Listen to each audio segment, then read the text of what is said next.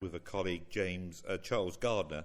He's doing a teaching day on the 4th of April, and the theme is Israel the Chosen, and that's Saturday afternoon, the 4th of April, in Hull, so not a million miles away from here. And there's details here if you would like to support a CMJ Day in Hull, exploring the theme of Israel the Chosen. And that's Jane Moxon, most of us know Jane, and Charles Gardner.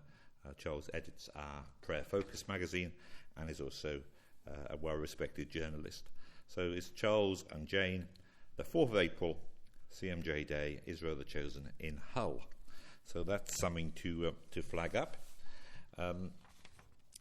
Hopefully, after our guest Tommy has spoken this afternoon, there'll be opportunity for some Q&A. And don't feel you've got to rush away. There's some books to buy, there's some literature to take away, and please stay and have some coffee and some more refreshments if you can. Next month we're meeting, this is wonderful timing, on the 1st of April, so that's going to be good. Not on the second Wednesday. We're moving things forward because of Holy Week and Easter and other commitments. So the staff lecture is on the 1st of April, and I'm speaking at that. My name's Alex Jacob, and we're speaking on Psalm 51, Lessons in Falling Over and Getting Up. Lessons in Falling over and Getting Up.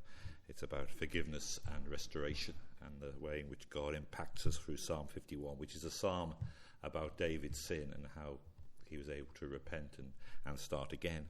So hopefully that will be appropriate, particularly as we come towards Easter and we celebrate the redemption Jesus offers all of us through his death and resurrection, the ability to make new starts. So that's Wednesday the 1st of April, 2 for 2:15 start on Psalm 51. So please come along and bring friends and guests. That will be our next afternoon lecture, the 1st of April. But today, on the 11th of March, we're really delighted to have a special guest, Tommy Fretwell. Tommy is involved with the King's Evangelical Divinity School, a really important teaching resource and training resource for the church, and Tommy contributes to that teaching ministry of the King's Evangelical Divinity School. He also has pastoral responsibilities in the church community in Hastings. He's well known to many of you here, and we're really delighted Tommy is here. And he's speaking today on responding to the new supersessionism, how Christian theology connects with God's promises to Israel. There's different models, there's different methods, and Tom is speaking into that, particularly how we respond to supersessionism, to replacement theology. And Tom is probably one of the best people to have speaking on this. Tom is doing ongoing research into this area as he works towards his PhD. So he comes with that engagement both between the academy, the academic world, and also the church and mission world. And that's a really wonderful gift to have, to be able to speak into both contexts. So I'm going to pray for Tommy and then hand over to him for his teaching. Tommy, come forward, and then we'll pray together. Father God, I thank you for my brother Tommy. Thank you for the gifts and grace you've given to him. And as he teaches this afternoon, may he be blessed by what he says, and may he be a blessing to us. In the name of Yeshua. Amen. Amen. Thank you. Thank you. Okay, well, good afternoon, everyone. Looking forward to this. This is always one of those topics I do enjoy speaking on, because obviously it ties in with a lot of my personal interests and my academic research. But it's often not a topic that I get requested to speak on too much in churches. I do sort of feel like I'm preaching to the choir a little bit here, but I'm sure you'll appreciate that that's not actually the situation in the wider church context in which we sort of live and breathe where we are. So we're looking at the new supersessionism. I know this is quite an in-depth topic, actually. You are going to get a sort of 30,000 feet overview of the issues involved with some of this stuff, because we just would take months and months to go into it in huge amounts of depth. But I would say that we are at a time, I believe, where we need to be talking about these topics in the church, because the culture seems to be, well, sort of going a little bit crazy in some respects, if you understand what I mean by that. Obviously, we know that God is in charge, but things like, the rise in anti-Semitism, in our country alone, we've just had the whole debacle, haven't we, with the general election and one of our major political parties. At the end of last year, we saw the Hanukkah stabbings. We've seen, if you're on social media, videos, sort of reality TV type videos of Jewish people being attacked in New York and various places. They're almost commonplace now, to the point that you just scroll through them rather quickly, and that is the sort of the world that we are living in right now, and that's quite concerning. So I think part of the church, we need to speak up and stand against these things. Just recently, I'm sure many of you have probably read the Church of England's God's Unfailing Word document that was just released fairly recently, which is sort of acknowledging Christian anti-Judaism and the way that's led to anti-Semitism needs to be repented of, and that was a good document. I'll just quote to you briefly from the Archbishop. He says, there seems to be something in the DNA of Christianity that from its early years, its anti-Jewish emphasis led to the virus of anti-Semitism being nurtured by it. Now that, unfortunately, tragically, is a true statement, but the question I think we need to address, why is that a true statement? What can we do to make sure that that is definitely not true going forward? And as my generation, sometimes I sort of see myself as a link between generations, because I do a lot and have done a lot of youth ministry, and this is an issue that you will generally never find addressed with the younger generation, which I believe is why we're seeing a sort of shift from traditional support in the church for Israel on these issues. So another reason why we need to be active in this area. However, it's not just standing against anti-Semitism and dealing with these rather ugly aspects. Just the study of Israel in the Bible, I believe Israel is actually one of the largest meta-narratives, the overarching themes of Scripture that we actually find in the Bible. And I would say it's actually quite unlikely that you have a full big picture understanding of the Bible without a knowledge of what it teaches about Israel. And this is where the issues of supersessionism or replacement theology, I'm going to use those words interchangeably throughout this talk, comes in. You see, the subject is often ignored. It's often considered to be too controversial. It's often very misunderstood. Or more often than not, I find today that it's simply clouded with too much political baggage that is too much for someone to unpack on a Sunday morning. So it's not really something that gets pushed too much. Now, what I always do when I'm speaking with people is I really just ensure them that a proper understanding of Israel will actually enrich your personal Bible study. It will equip you to understand the times more effectively and, quite frankly, just marvel at God's sovereign, redemptive hand in history. All of this is tied up with Israel, and it will help you understand the church and all these different things much, much better, because we all know there is something very unique about Israel. It's not uncommon to witness people getting off planes and falling to the ground and kissing the ground when you go to Israel. I just returned from Israel last year. It's always amazing to see those people who are there for their first time as they sort of get it, and the Bible opens up to them in those new ways, and you see that sort of childlike enthusiasm that comes through again. I've never been to Israel and not seen that happen to someone. So this is, again, a very important thing. I was just sharing with some people before. I was supposed to be in Israel again in a couple of weeks, but obviously that's been cancelled right now. I was there for a conference, so hopefully this whole thing will blow over and we'll be able to resume business as usual in that area. Now, let me just share with you a little introduction before we get into some of the meat to do with replacement theology. In 1 Chronicles 17, from King David, he famously cried out in that great prayer. He said, "What one nation on earth is like your people Israel?" Similarly, Moses wrote in Deuteronomy 11.3.20, Israel is a land for which the Lord your God cares. The eyes of the Lord are always on it. And Ezekiel, the prophet, he described Israel as the glory of all lands. Now, we hear statements like this, and we have to think carefully, what are we to make of such statements? Maybe for us in this room, they don't shock us so much. We're used to these sort of things. But if you push statements like this in a number of church settings, you can just sense the confusion. People don't quite know what to make of it, because when they look at the land of Israel today, they see a land that's maybe associated in their mind with strife, with war, with conflict, with disputes about ownership, very high crime rate, high abortion rates, high drug rates, all these sorts of things. Everything that we would find in other nations, to be frank, in many ways. So really, to make sense of it, we have to look with spiritual eyes in some respects. And obviously, we are Christians. We have a biblical worldview. We have a revelatory faith. We believe in revealed faith. So ultimately, we must come back to the scriptures on this. But the Bible, like I said, Israel is a massive theme in the Bible. It's the land of the patriarchs, the land promised to Abraham, Isaac, and Jacob. It's the land of the prophets. This is where Elisha and Elijah, Jeremiah and Isaiah conducted their great ministries that we read so much about. This is the land of miracles. This is where the Jordan River was parted, where the walls of Jericho came down. It's the land of the psalmists. This is where the sweet singers of Israel, David and Korah's sons and Asaph, composed those just wonderful words that have just echoed through time, really, and brought so much encouragement to people. It's a land of kings also. David, Solomon, Hezekiah, Josiah, bad kings, Ahab, these sorts of people too that we've seen all through Israel. But ultimately we know that this leads to the main point. It is a land where God dwelt. God came obviously down to dwell with his people in the tabernacle. He dwelt with them in the temple.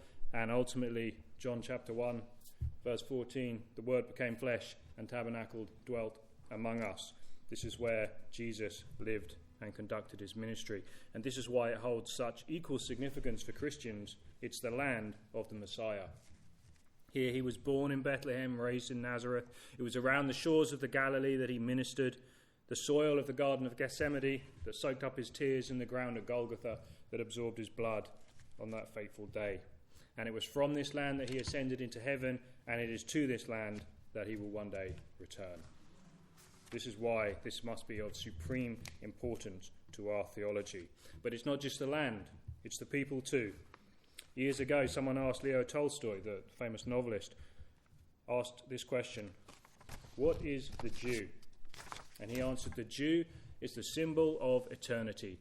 He is the one who for so long had guarded the prophetic message and transmitted it to all mankind. A people such as this can never disappear. The Jew is eternal. He is the embodiment of eternity. Or the equally famous Mark Twain quote, which gets quoted a lot. It's a wonderful quote. All things are mortal but the Jew. All other forces pass, but he remains. What is the secret of his immortality? Now, that's a question that people still ask in some respects when you actually just talk about the history of Israel from even a secular context. What is the secret of his immortality? Well, quite simply, the secret is that the Jewish people are a covenant people. The secret lies in God. They are a covenant people. They were born out of a covenant, and God's covenant is his promise, and his promises remain. This is what we have to understand. And I believe this is also the reason why we see anti-Semitism. Robert Wistrich, the professor, he called it the longest hatred, that famous phrase, the longest hatred. And I believe this is, again, we need to understand this with spiritual eyes. The answer lies in the spiritual realm. Anti-Semitism is one of those things that's kind of just out of all proportion to everything else that we see in the world. It is literally the longest hatred. And this requires an explanation. I believe we find a part of that in Romans chapter 9, verses 3 to 5. The Apostle Paul writes in the book of Romans, he says, to them, to the Jews, to Israel, belong the adoption as sons, and the glory and the covenants, and the giving of the law, the temple service, and the promise, whose are the fathers, and from whom is Christ according to the flesh, who is over all, God blessed forever. Amen. Now, belongs here, this is continual present tense. This is saying that they did belong and they still belong. This is a good argument against replacement theology. But what it's basically saying is that the covenants belong to the Jewish people. Now, yes, there's an element of in the new covenant where we are grafted in and we share in the spiritual blessings to those covenants, but this is pivotal to understand. You see, the biblical covenants are how God mediates his blessings to the world.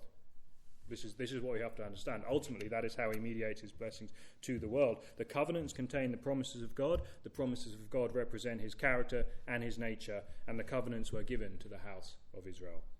And the satanic onslaught that we see against the Jewish people, I believe, is reflective of the attempt by Satan to discredit God by breaking those promises or those covenants. This has been tried many times throughout history. We have many attempts in the Bible where this is recorded for us. We have equally as many attempts in our own modern era history.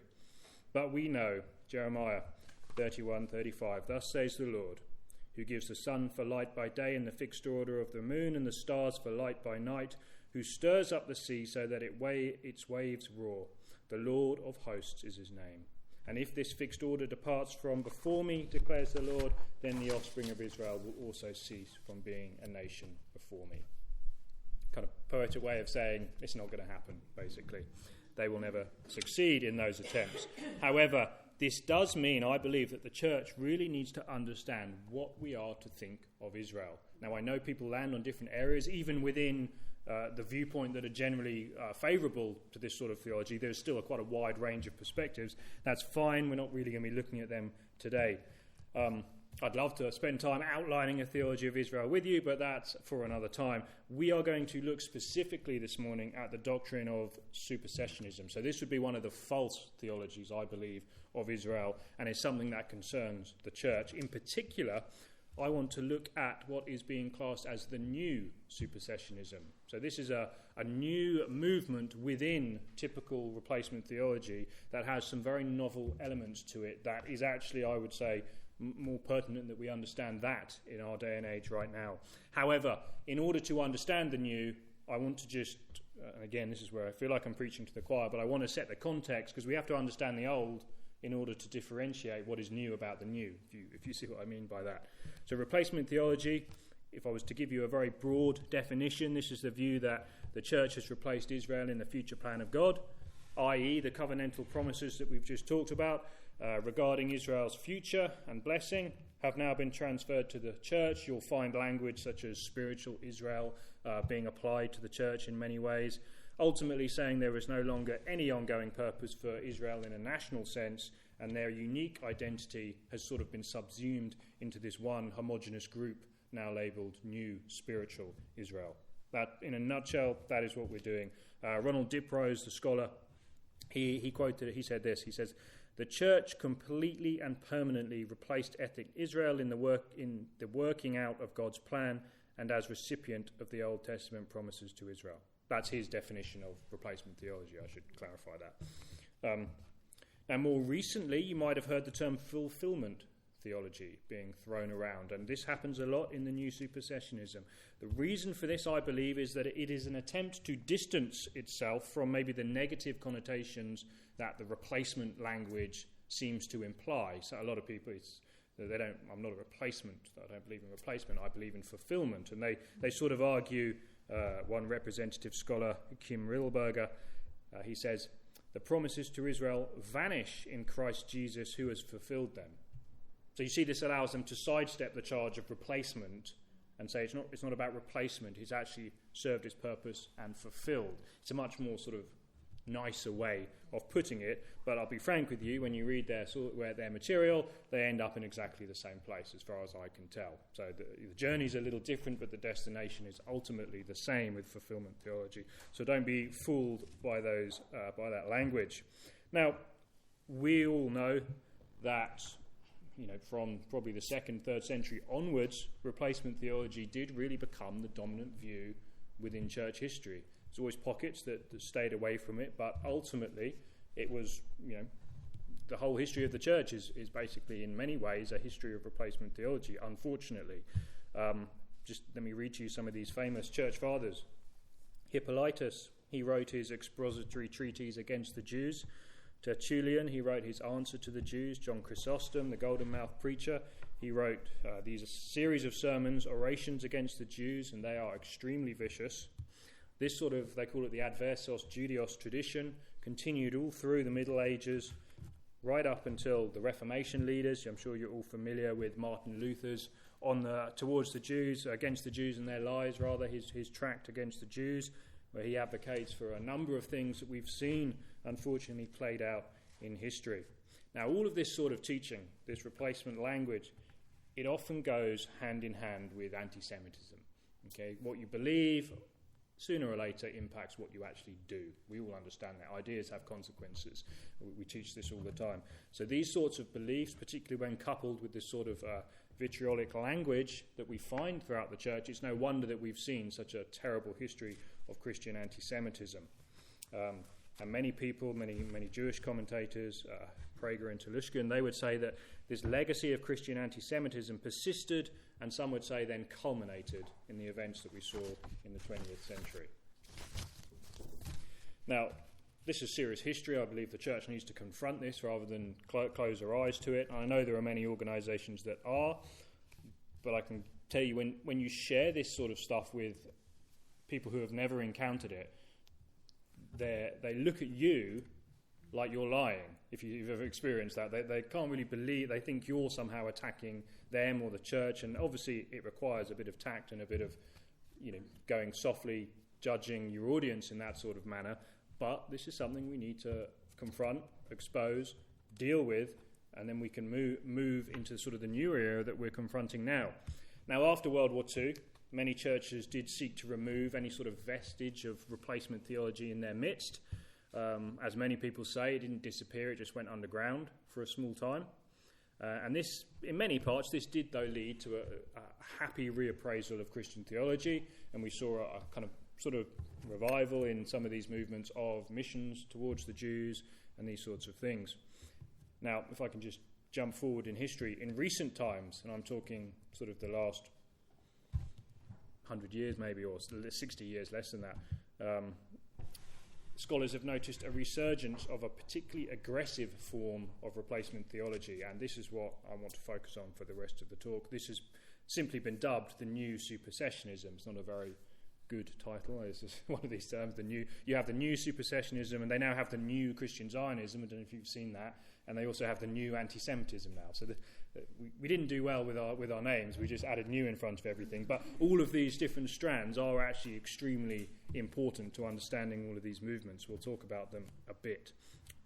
Now, this movement, in sort of theological accounting, it's actually quite a young movement. like I say, only the last 60, 70 maybe years in that sense. What this basically is saying, that this sort of classical supersessionism has now been revived under the influence of recent history in the Middle East.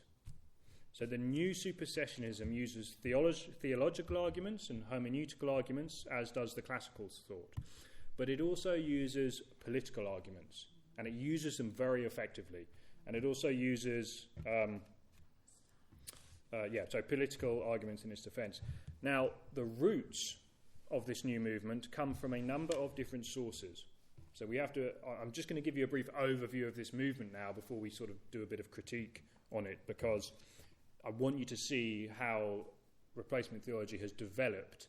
And when you meet replacement theology today, it's probably going to be flavoured with this new sort. It's going to have all this modern political baggage and these sorts of things attached to it. So the ideological source of the new supersessionism is a movement that has been termed Christian Palestinianism. Again, this is just the term that seems to have stuck now in the literature. We can argue whether it's helpful or not. But what that basically is saying, that the movement advocates for the Palestinian narrative of Middle East history. So 1948 was the Nakba rather than an event to be celebrated. Colonial Jews from Europe then dispossessed indigenous Arabs. This is, I'm sure you're all familiar with this. This is the Palestinian narrative. So it uses this, it mixes it with Palestinian nationalism and also a strong dose of liberation theology, taken all sort of from the Marxists of the 60s, the oppressed and the oppressor, that sort of narrative. All of these things are sort of melted together into this new supersessionism. Canon Andrew White, Church of England Middle East representative, he said that Palestinian Christian revisionism has revived replacement theology. And unfortunately, the literature does seem to suggest that is the case. The political narrative that shapes this theology sees Israel as a racist state, guilty of apartheid, ethnic cleansing, genocide, and all of the hot-button terms that we see thrown around all too often, usually with no context. Now, the major driving force in defining and solidifying international support for this movement has been what's one organisation called the Palestinian Ecumenical Liberation Theology Centre, popularly known as SABIL. If any of you have heard of that. Naeem Atik founded this in 1994. This was one of the original sort of movements that were pushing this viewpoint.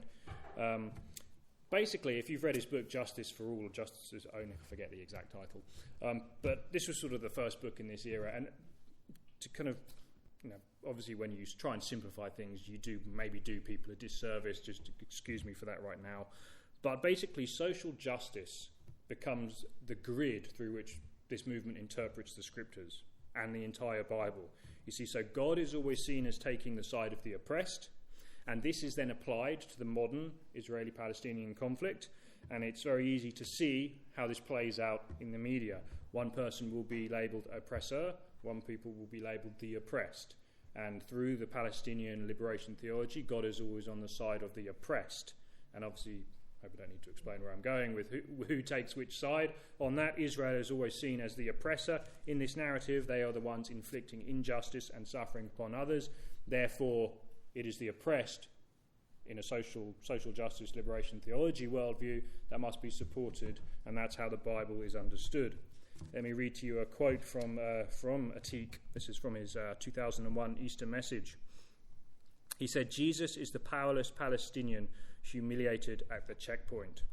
It seems that Jesus is on the cross again with thousands of crucified Palestinians around him. Palestinian men, women and children being crucified. The Israeli government crucifixion system is operating daily."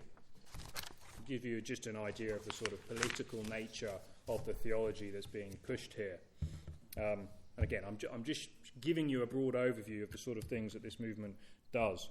Another major initiative, I'm sure you're all aware of, Christ at the Checkpoint conferences. These have been going on for a number of years now, put out by Bethlehem Bible College.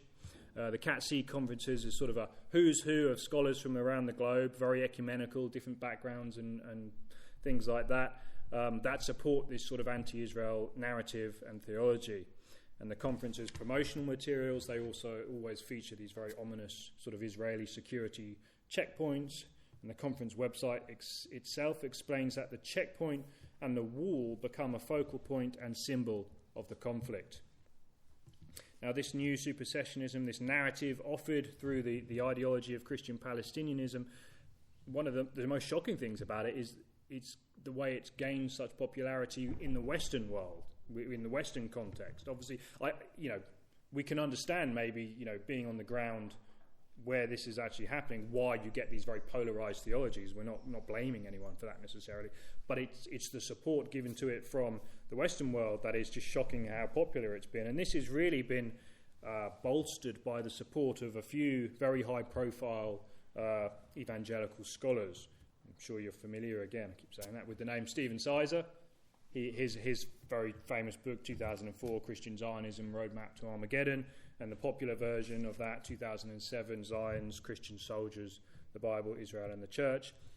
This is the new supersessionism. This is a classic example, and Stephen Sizer has subsequently been through a very rocky patch, and he's been disciplined many times, I think, now by his diocese.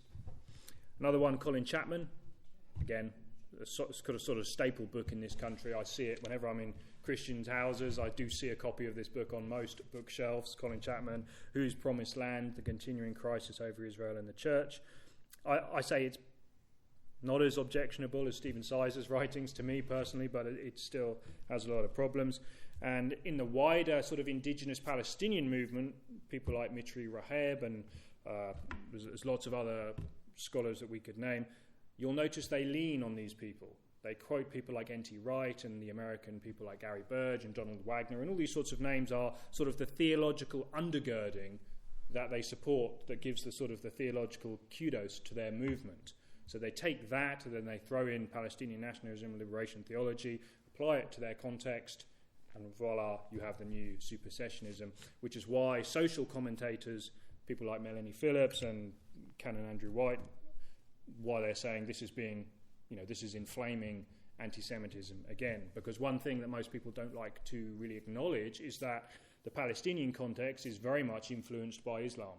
So although this is never a factor that is talked about when I hear these things actually being assessed, the Cat C conferences quite often open giving praise to the Palestinian leadership. These things are an influence. Now, I understand the cultural context means it's very hard for Christians in that environment to speak out. So I'm, again, not in any way judging that particular situation. I'm just saying if we're trying to analyse these things, we need to look at all the streams that are coming into play. And Islamic theology has a very definite theology of replacement in many ways, and these things do tie into that. Now, so that's a very brief sketch of that movement. I'm sure you've encountered parts of it. It's growing movement. Doesn't really show any signs of abating right now, and that's probably because the conflict doesn't really show any signs of going anywhere. It's been around for a long time, and I think it will be around in the future. And the response by the church, I believe, has not been sufficient. There hasn't been enough people talking about it, and I believe we are not doing a good job at passing on the knowledge to the next generation, who are simply being sort of infused with the whole social justice mindset, where, of course, liberation theology is the just position to take. And if we've allowed them to sort of set up the playing field of how this situation is interpreted, of course they're going to side with that over against the way the other side is set up. So really I want to kind of try and break out of even having this us versus them mentality. I don't actually think that's helpful. What I like to try and do, particularly when I'm talking to young people, is we just want to come back to the Bible. Because like those little things that we did in the beginning, studying Israel in the Bible is a fascinating subject, and it cannot be separated from the Messiah of Israel. And that's the point. And usually if you start talking about Jesus, people will say, they'll let you talk about Jesus in a Christian setting, I'm talking about. And they'll be a little more cautious about saying bad things about Jesus as they would about Israel.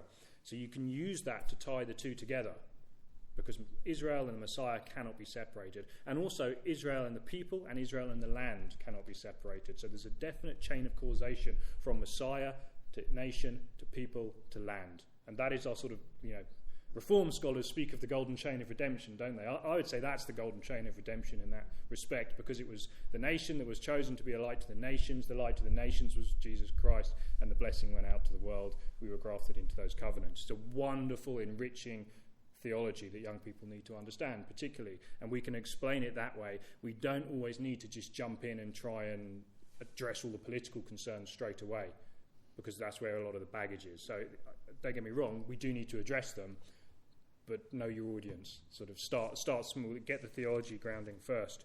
Now let's respond. I'm just going to give you a couple of points in response to some of the ideological and political arguments. So the new supersessionism is obviously what we would say anti-Zionist, and I believe it's very anti-Semitic in many ways. Now these are two terms, particularly anti-Zionism. It's another one of these buzzwords today. We saw the whole hoo-ha with, does Labour accept the new definition of anti-Semitism, and how does that play in with anti-Zionism? It's one of these cultural things that people are aware of right now. We find this in the writings of the new supersessionism, like I say, mixed with a strong dose of nationalism and liberation theology. One thing that advocates of the new supersessionism claim is that they are anti-Zionist, but they are not anti-Semitic. You'll find that in the writings of Sizer, you'll find that in pretty much every book. And whilst I'm willing to grant that there is a difference between the two, that's absolutely fine. Let me just read to you. This is Desmond Tutu. He was a patron of Sabeel. He says the Israeli government is placed on a pedestal, and to criticise it is to be immediately dubbed anti-Semitic. And that is the charge that you'll always get thrown at you as you start trying to defend and talk about these topics. And so we want to take it seriously. I mean, it's a serious charge. We're not saying that anyone is above criticism. Let me read to you. This is what I always read. This is Thomas Friedman, writing for the New York Times. He said, criticising Israel is not anti-Semitic, and saying so is vile. But singling out Israel for opprobrium and international sanction out of all proportion to any other party in the Middle East is anti-Semitic, and saying so is dishonest. And I think that's a very, very straightforward quote to understand this. Now, when my reading in this, yes, you can always find maybe a few churches in America that are offering a very simplistic narrative, and they're always the ones that seem to get the quotes and the platforms about these issues. But no one is calling anyone anti-Semitic for criticising Israel, Israeli government policy, okay? It's a secular government. You go inside the Knesset, you've got left and right. Nowhere will you find fiercer debate about Israeli policy than within the Knesset itself, okay? And democracies encourage criticism. It's useful for positive change. That's how it works. As a democracy and a secular democracy, it's dealing with issues of minorities and all these things that most nations deal with. No one is saying that having views on that is anti-Semitic. And I don't really find that happening in Christian Zionist literature either. I think it's a bit of a caricature that's being set up as a straw man to stop all criticism. But what we are questioning is that when condemnations of Israel cross a line from valid criticism into denigration that can then be classed as anti-Semitic. And that is what we're taking issue with. We're not, of course you can criticise a nation's policies without being anti-Semitic, but that's not generally what I see happening. When I see and read anti-Zionist literature, for me, it always falls into the line of anti-Semitism. Now, some people use Natan Sharansky's 3Ds test. You've ever heard of that? He calls it the 3D test to find out whether anti-Zionism has slipped into anti-Semitism. He says the 3Ds are demonization. If you find Israeli people being demonized, so often this is done with cartoons, you've seen those sorts of things. Double standards, so this is talking about holding Israel to a higher moral standard than you do the people you're criticizing it against. And if you look at the nations in the Middle East, you see this happening all the time. And then if you delegitimize Israel's right to exist. All of those things take you from being anti-Zionist to also being anti-Semitic if you cross the line into those areas. And unfortunately, I see all those things within the writings of the new supersessionism frequently. They just are. So I think the charge is valid that anti-Semitism is being revived under this new movement. And it's interesting to just know a little bit about the term anti-Zionism. A little bit of history here. If you've ever read historian Paul Johnson's History of the Jews, he has some great chapters where he goes into the way this term started to appear in our common language. And it was during the Cold War era, after the war. Now, if you're familiar, the Soviet machine kicked out more anti-Semitic literature than maybe even the Third Reich did. I mean, they were just masters at anti-Semitic literature. And he says this is Paul Johnson, he says, the campaign against the Jews by the Soviets was conducted under the code name of anti-Zionism, which became a cover for every variety of anti-Semitism. Johnson comments that the fact that Zionism in practice stood for the Jews became quickly apparent. And I don't see any different. I'd say in many cases that is still how the word anti-Zionism is being used. Historically, it was put out as a way to cover anti-Semitism. And fortunately, that still seems to be the case. Now, the accusations of racism and apartheid that we see all throughout the world today, along with comparisons to the Nazis, you've seen these sorts of things, all of those things serve to both demonize and delegitimize the state of Israel. And therefore, for me, they are anti-Semitic, as a lot of the definitions now are beginning to state and come up with. However, you will find people in the new supersessionism still strenuously denying these sorts of things. Now, we know, obviously, that there's a lot of half-truths in these things too. Israel is a multi-ethnic, multi-racial society. It's a liberal democracy. It has a legal system that upholds rights for citizens. Israel's 25% non-Jewish minority have equal voting rights. They can hold seats in parliament. And Arab citizens have absolute freedom of movement in Israel. Both Jews and Arabs can study in universities together. That is the complete opposite of apartheid. Now, what they're really getting at is that the Palestinians who are not citizens can't do those things. But, of course, that's, again, you're getting into a double standard that you wouldn't apply to any other nation when you start expecting those sorts of things to be the norm. So it's a very complex, muddied, messy way to analyse the situation. We need people doing it. But, again, my advice is when we're starting with people who are new to these issues, start with the theology. Start with helping them to grasp the amazing story that God has crafted through the Bible. And this starts, see, the story that most people are told. If you ever watched, famous evangelists or evangelism training courses, they'll always have this sort of narrative: creation, fall, redemption. Creation, fall, redemption. A lot of systematic theology textbooks are still written like this. And it's a good way to understand the Bible in one sense. Creation, obviously, God created everything good. The fall is how everything got bad, and redemption is how that is fixed. And that is, they call it economic or structural supersessionism. What that basically does, if you notice, if that's the narrative that people have, where's the whole story of Israel needed in that? Okay, you can start in Genesis, you can go to Genesis 3, and then you can just jump straight over to the book of Matthew. The whole history of Israel is completely redundant in that narrative. So the way I like to phrase it is when I hear people using that or see them using it, we need to just put one more in there.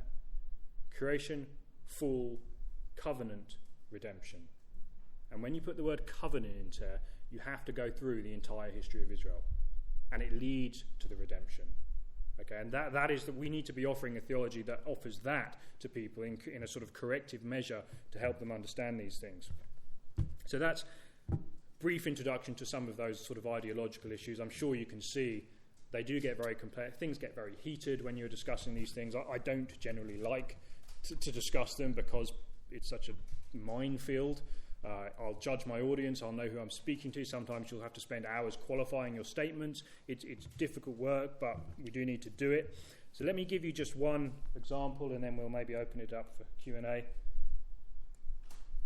Looking at the theological arguments. So you know that sort of replacement theology does, in my view, create a radical distinction between Old and New Covenant. It just does that. In our Western mindsets, we say Old and New Covenant, and we translate that to Old and New Testament, and we translate that Genesis to Malachi, Matthew to Revelation. That's just how we think in a sort of Christian setting. Naim Atik, he said that the belief that he has a belief that the New Testament, he says, quote, de-Zionizes the Old Testament, which is a potentially dangerous document. Now, this is why. You see, for most people in this view, the New Testament takes priority in the sense that it has an overruling authority on the Old Testament, and therefore it can sort of reinterpret and re-expand the promises and sort of make them mean things that they didn't mean to the Old Testament audience. Ultimately, this whole fulfillment thing, they're all fulfilled in Christ. I believe it's an overly simplistic reduction of the Bible into Old and New covenants. I don't like those terms. I think we should get away from those terms, really, but they're so ingrained we're not going to, so we have to sort of figure out a way to make it clear. One of the things you'll notice in the new supersessionist literature is they use these terms to great effect, almost playing on people's preconceived understanding of it. They're never specific about what they mean. You see, what they will argue is they will argue for the annulling of the Old Covenant. They'll use that broad term, Old Covenant, and in that they'll include all the national promises to Israel that go with it. You see, but they will never define what they actually mean by Old Covenant. You see, that's a very broad categorization. You see, we know from the Bible there are many covenants in the Bible. We have the Abrahamic covenant, we have the Davidic covenant, the Mosaic covenant, and then the New or the Messianic covenant. And all of these are different. They have different stipulations and different things attached to them. And yes, they expand and build on one another in one sense. But to simply lump them all under this one name, Old Covenant, is a problem. Because they're all found in the Old Testament. They're all made with the house of Israel. But they're also all found in the New Testament too. So what do we do? What do we do with that? So such a simple sort of arbitrary twofold distinction, I believe, is insufficient to capture the depth of the covenantal promises that we find. And how this plays out in their literature is what they will then do is the new supersessionism will ultimately, they'll look to conflate the Mosaic covenant and the Abrahamic covenant into one homogeneous grouping that they simply label Old Covenant. Now, stay with me here. This is really important because once you understand this, you'll be able to sort of see behind the words in a lot of these books that you might encounter. So that's what they do. So this leads to the sort of vague but constant refrain that many Christians will just agree with generally, that the new has replaced the old. Okay? Now, to a point, we agree, many Christians would agree with them if they think they're talking about maybe just the Mosaic constitution legislation, but that's not what they're meaning. Remember, they've lumped all the covenants under this sort of one banner. But then they'll use like the language in the book of Hebrews, particularly Hebrews 8:13. I'll read it for you just for context. When he said a new covenant, he has made the first obsolete, but whatever is becoming obsolete and growing old is ready to disappear. Stephen Sizer, for example, he comments that the writer goes on to explain that the old covenant with Israel is now obsolete because it has been superseded. So he uses this Hebrews language that he knows many Christians are familiar with to argue for an annulling of the future of Israel. Now, the problem is, in Hebrews, the argument is concerning the Mosaic covenant. That's really what the book of Hebrews is dealing with. So why on earth are you actually lumping in the land promises, for example, from the Abrahamic covenant into that argument for the this is the issue we need to be more specific about, but they never go into it in that detail. He just, like Sizer simply says there, lumped it all under this term old. Hebrews clearly says old is gone, new is in, old is out, everything with the old, the land, the promises, the people, the uniqueness, all that sort of stuff, that's gone. It's all fulfilled in Jesus. And to a first-time person hearing that, you can see that actually sounds like a very logical, theological argument that Hebrews does seem to be making. But this is what I'm saying. We need to have a better explanation of covenant. That's why creation, fall, covenant, redemption, and express all of these different elements of the covenant to show that that is a problem. For me, that's one of the major... If you can just understand that concept, you'll be well equipped to sort of to battle some of the new supersessionism on theological grounds. Now, because of this, it shows up in a very funny way in the new supersessionist movement.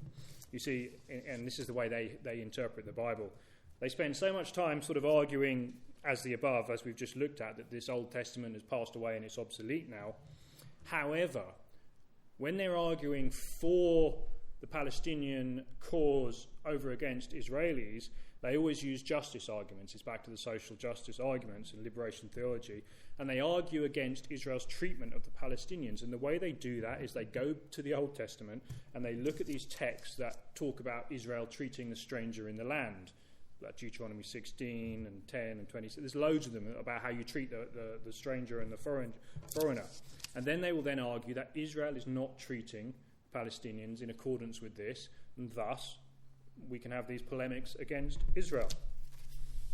Now, the problem is it's rather disingenuous to build a theological anti-Israel polemic by utilising texts from the Old Testament, which, as demonstrated, your entire framework relies upon the fact that you've already argued that they don't have any weight anymore. You see what they've done there? So it's just when it suits their purpose, they can argue with them. When it doesn't, they'll argue that they've been revoked. Why try and invoke these stipulations? Are they done or are they not done? This is one of the issues, and it's a real... You see this all the time in the literature too. It's just one of the other issues. Now, I know they're quite big theological issues, and we could spend sessions on them alone. So what I've tried to do is give you an overview of where this movement came from, why it's happening, and I believe it's going to continue to grow, to be frank. And we need to be responding to it, and we need to be having good, deep, theological, robust responses. But I would also, again, just push that these responses cannot merely be combating political issues. I'm sure with an organisation like this, you often get the question, are you Zionist? I'm sure you've got a leaflet about it over there. And sometimes your answer to that can mean whether you're going to get a closed ear or an open ear for anything else you say from that. So we have to navigate this with real wisdom. And the way I like to do that is just go back to the covenants. Just take it back to theology. Tell the grand story that gets people excited about theology. And then you have a better chance for a hearing. And it's not quick work, but it's work that we need to be involved in. So in many ways, it resembles the classical replacement theology of the past, but I believe it has this novel element which warrants the term new, which is the sort of the revitalising through the Israeli-Palestinian conflict and liberation theology. As Christians, we need to continue to oppose any theology that has any hint of anti-Semitism in it, and I believe we mustn't be known just as a church that stands against anti-Semitism. That's not enough, actually, in my view. We need to be known for positive philo-Semitism. Okay, and only, it's no good just being known for what we're against in that sense. We need to have both in that area. And ultimately, we seek to do this by upholding the gospel as the ultimate answer to both Jews and Palestinians, as the ultimate solution within the land and without across the globe. So let's finish there. I know there's some big issues. I'm sure people have got some questions on that.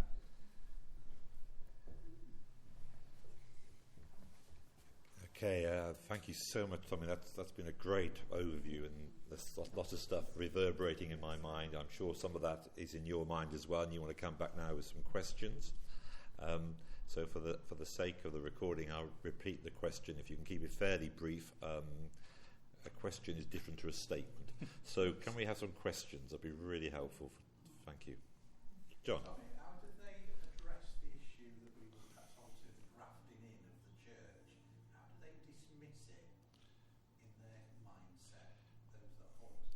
So the question is about how do people hold a replacement view, engage with the clear teaching in Scripture about that we are grafted in. What are we grafted into if it's not the faithfulness of God's covenant promises? So, a number of ways. The most common way is they universalise everything. So they say that it was what we see in the Old Testament was anticipatory of what was going to be the greater fulfilment. So particularly with the area of the land, it started off as a unique geographical territory, but under the fulfilment of the new covenant, they would say, it is now universalised to mean the globe, the whole entire world. And then they'll quote phrases like, we're commanded to take the gospel into the whole world. And that's pretty much the same. That's how they do that. The church now, it started off with a nation that then led to the universalised global corporate body known as the church in that sense. So, and quite often there's some half-truths in the way they explain it, or some truth, to be honest. But I don't believe the actual application is correct, because they do away with the original promises in that sense. But it comes back to that point about the very nice language of fulfilment. But they universalise the promises, basically. The land becomes the globe, the people becomes every tribe, tongue and nation, the church, and that sort of thing. That's generally how I've seen it done. Thank you. Do we have a follow-up question, or a question taking us in a different direction to that?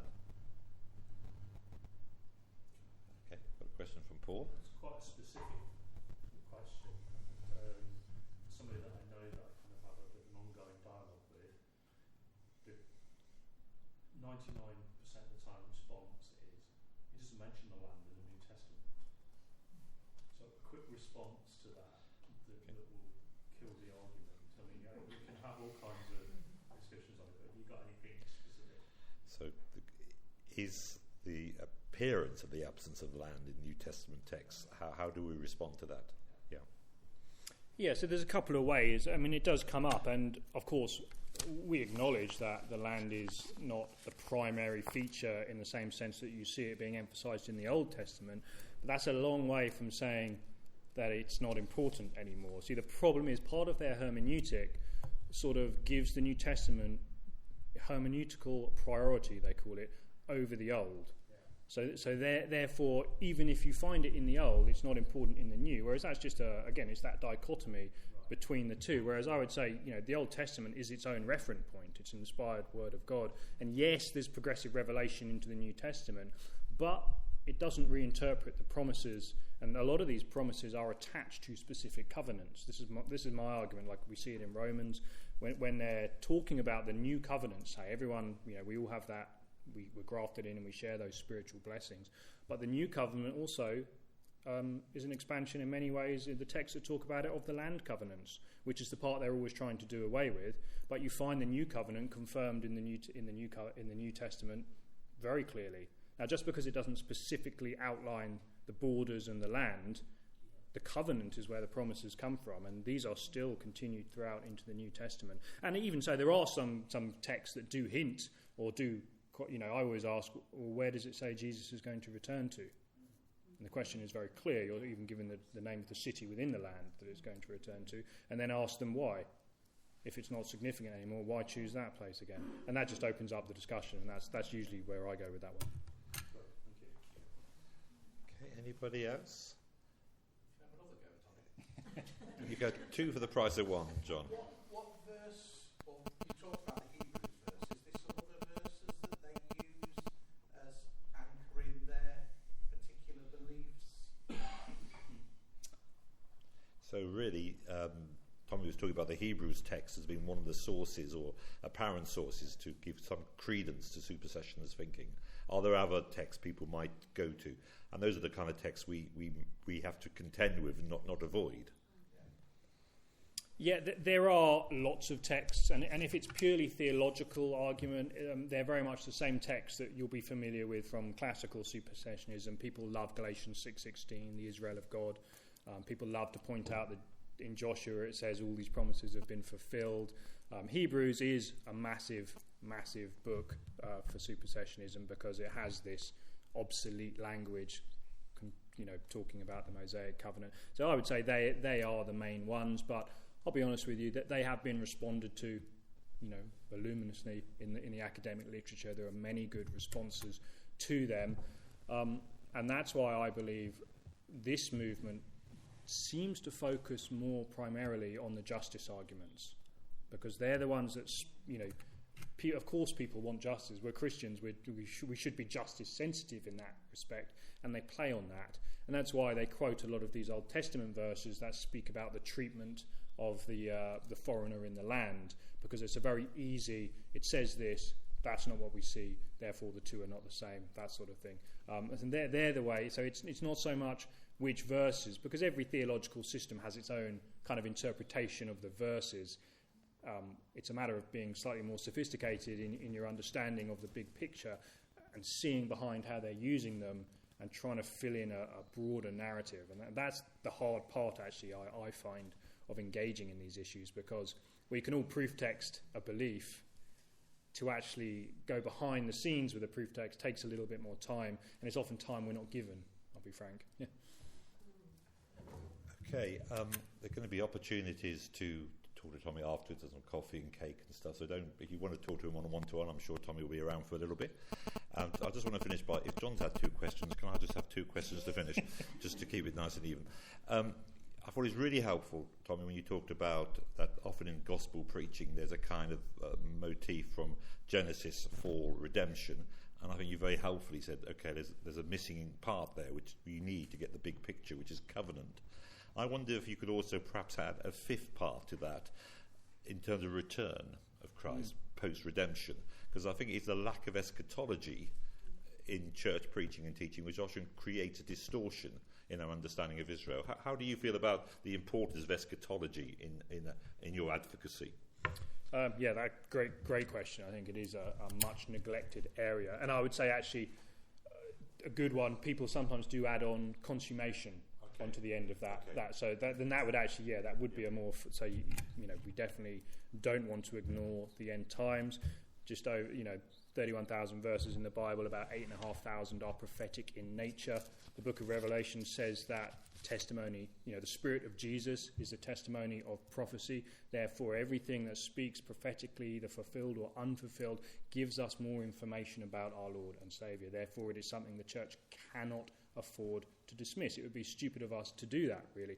And now we know why people avoid these issues, because they're sensational in some elements and people do it a disservice, but that doesn't mean we should throw the baby out with the bathwater. We need good biblical exegetes who are able to attach it to the culture. What's what people want to see? Often in churches, and I see this with other areas too, we don't connect the Bible to the real world, particularly for young people. So therefore it just stays as a sort of story that we do behind the closed walls of the church.